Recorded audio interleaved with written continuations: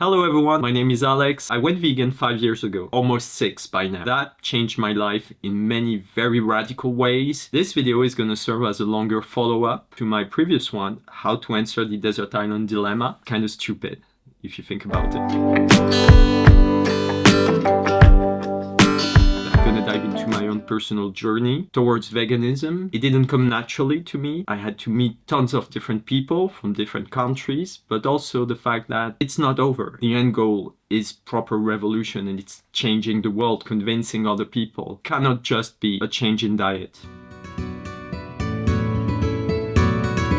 I moved to the UK a decade ago for my undergrad studies, and it changed my life in a very simple way. I met tons of people from different continents with different cultures and eating habits on a daily basis. My friends from Spain, Germany, and India introduced me to both vegetarianism and then veganism. And as someone who loved cooking, I had so much fun accommodating for them. So slowly the seed for me to go vegan in the future grew, like in my own head, because I was always thinking about making the right vegetarian dish or the right vegan dish for the party, for dinner, for everyone else. I really got into it, but I still ate meat because it's easy, it's cheap, it's the one thing you can find everywhere. I wasn't questioning my own relationship to meat. It hadn't made its way into my own head just yet.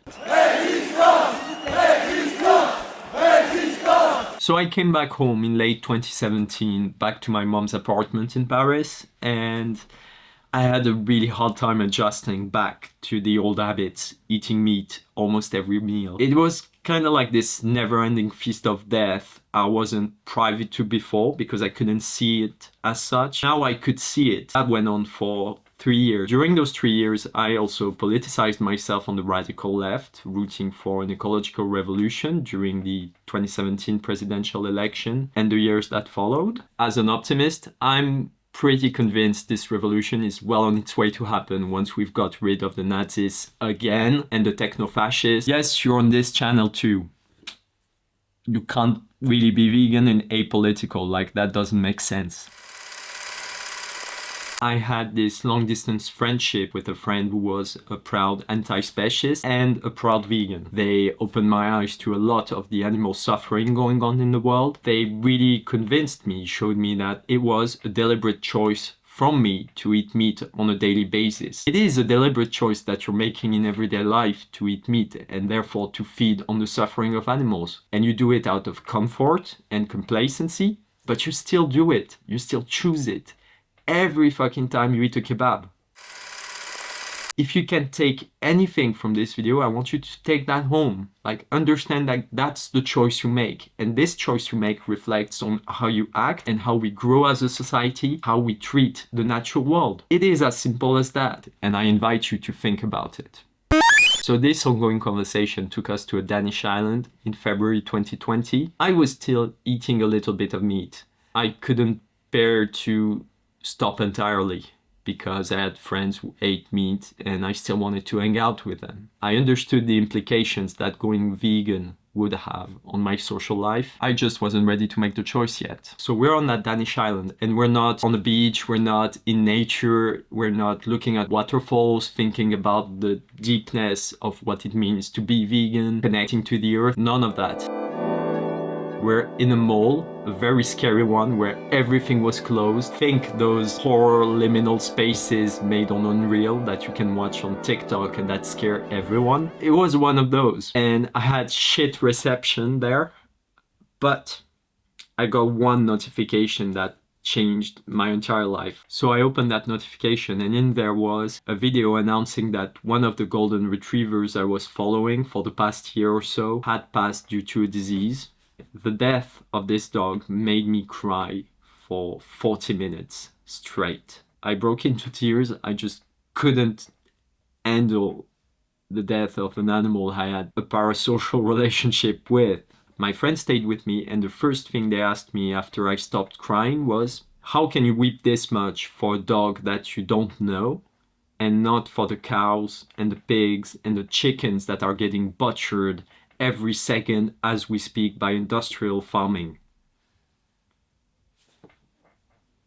They were right to ask me that question because I was a hypocrite. I spent the next weeks in a state of weird cognitive dissonance because my empathy, my feelings knew the truth that my brain wasn't processing right. I had proper migraines, but they knew that, yeah, making a hierarchy between the animals you love and the animals you don't, the ones that are worthy of being in your own apartment and the ones that are only worth becoming a nugget, this is profoundly inhuman, especially at a time where we shape the world. The world doesn't shape us. There's no necessity for this violence. There's no necessity to make a hierarchy because we also transform those animals, especially the farming animals. We transform their species to make more steaks, more nuggets. And we're proper monsters. Really, we are. And then I finally made the choice to go vegan. It was during the COVID lockdown that happened a month after the Danish island, and I was living with my mom in her flat. I woke up one morning and I said, if I can do it for a week, then maybe I can do it for another week and another. You get the picture. Legend says she came home with her groceries and after the 7th day became a transgendered Marxist cauliflower. The end. Just kidding. That's not even the start of it.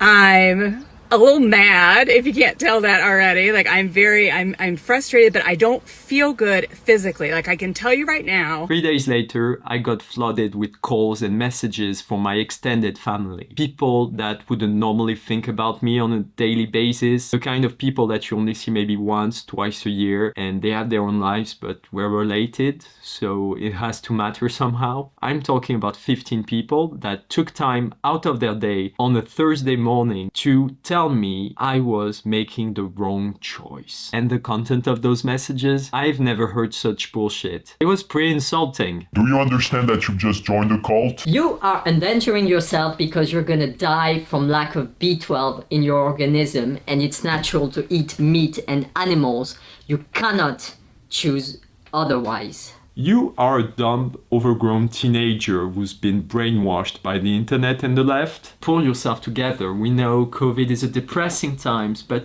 you know, just stay on track, stay on the path, be a good little boy. Please don't destroy your family, don't destroy your life, don't destroy civilization. Please, I beg you. This is the start of the apocalypse. Don't do it, Alex. Don't go vegan. That's a terrible choice. Don't! Do you understand, Alex? You cannot make this choice because it's gonna make you an outsider, and now you'll be outside of our social circles and you'll be alone there, okay? You'll be alone, so keep eating meat, keep participating in our lives. Like, how are we gonna relate to you? I think my coming out as a woman went much easier and raised very little concerns in comparison to my vegan one.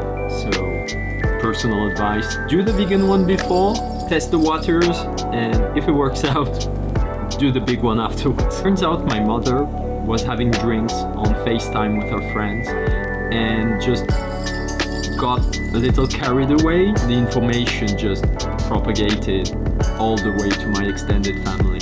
This moment was a learning experience for me because the day you make such a decision, it goes public like that. If they make time out of their day to come at me with anger, then I must be onto something very right, very human, and very forward-thinking.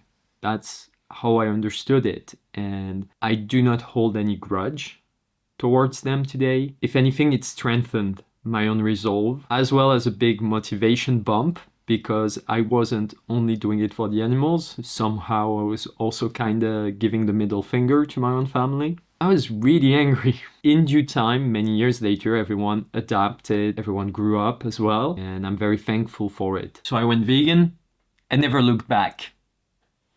The end. This video is gonna be 10 hours long if I keep going. Once you have exercised your freedom and made this big decision about your entire life, that's when it starts. You start raising up the standards and the bar at which you hold yourself accountable.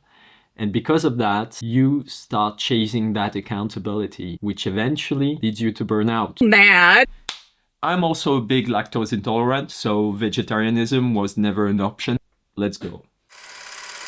You have been comfortable so far your entire life eating meat, so you have to get rid of it. But it's so comfortable, isn't it? So you're gonna fail once, twice, maybe 10 times, maybe 50 times. That's where you realize that the game isn't to be perfect on the first try, and understanding that some days, sometimes, especially in your first and second year, there will be times when your choice is going to be really hard and you're going to settle for a vegetarian meal with the family or out with your friends because you don't want to be the annoying vegan person in the room teaching everyone how they're wrong.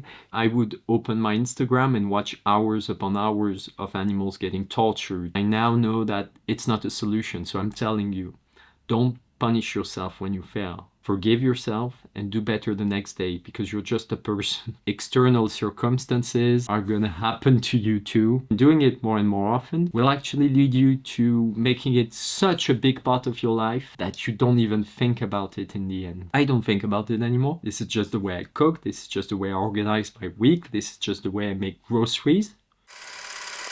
Our current Western society is gonna challenge your choice every single day through advertisement, through the options available for you and the options that aren't available. And society is going to make your life much harder. You will never be the one to make it harder for other people. It's just the world is designed that way. Societies are designed that way. And it's deliberate design. Again, the industry deliberately sells you meat at every turn. And you know what's going to happen?